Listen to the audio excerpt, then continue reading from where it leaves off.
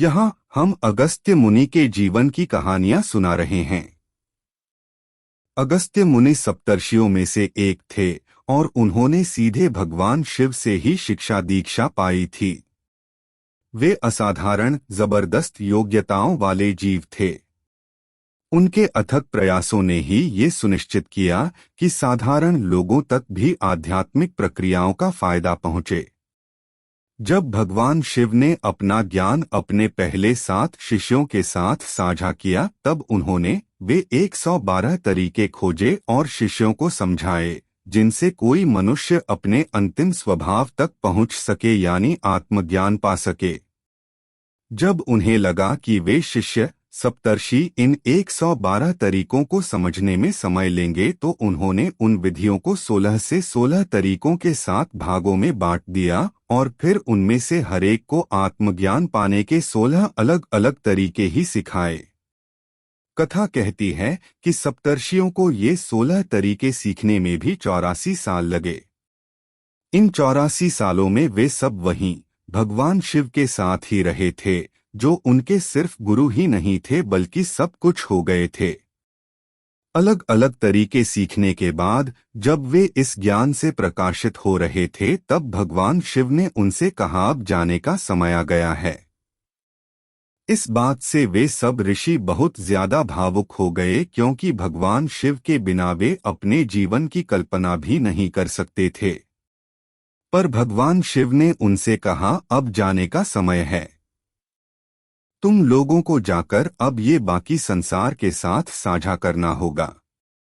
जब वे लोग निकल ही रहे थे, तभी भगवान शिव ने पूछा, पर मेरी गुरु दक्षिणा का क्या?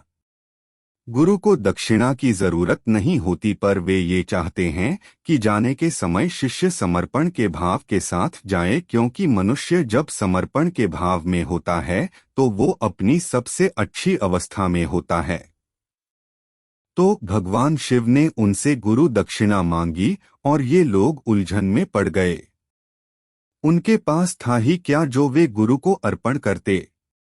कुछ देर तक ऐसी उलझन में रहने के बाद अगस्त्य ने गुरु का इशारा समझते हुए कहा, मेरे जीवन में सबसे कीमती चीजें जीवन के ये 16 आयाम हैं, मेरे जीवन से भी ज्यादा कीमती जो मैंने अपने गुरु से पाए हैं, मैं वो ही आपको समर्पित करता हूँ। इतने सारे सालों की कठोर साधना से उन्होंने जो कुछ पाया था वो भगवान शिव को वापस कर दिया। इस इशारे को समझकर बाकी के शिष्यों ने भी ऐसा ही किया। उन्होंने दिन रात एक करके 84 साल तक साधना करके जो कुछ पाया था वो बस एक ही पल में गुरु दक्षिणा के रूप में गुरु के चरणों में रख दिया। भगवान शिव ने शांत भाव से कहा, अब जाने का समय है। वे खाली हाथ चल पड़े, उनके पास कुछ नहीं था और यही भगवान शिव की शिक्षा का सबसे महान पहलू था। चूंकि वे खाली होकर गए तो गुरु की तरह हो गए। शिव का अर्थ है वो जो नहीं है। वे ऐसे हो गए जो हैं ही नहीं। वे इस तरह के हो गए तो उन 7 के माध्यम से सभी 112 तरीके अभिव्यक्त प्रकट हो गए। वे चीजें जो ये सप्तर्षि कभी समझ सीख ही नहीं पाए थे, जिनके लिए उनके पास बुद्धिमानी भी नहीं थी, वो सब उनका ही भाग हो गया, क्योंकि उन्होंने जो कुछ इकट्ठा किया था वो सब गुरु के चरणों में समर्पित कर दिया था, वो भी जो उनके जीवन का सबसे कीमती पहलू था, और बस खाली होकर निकल पड़े थे।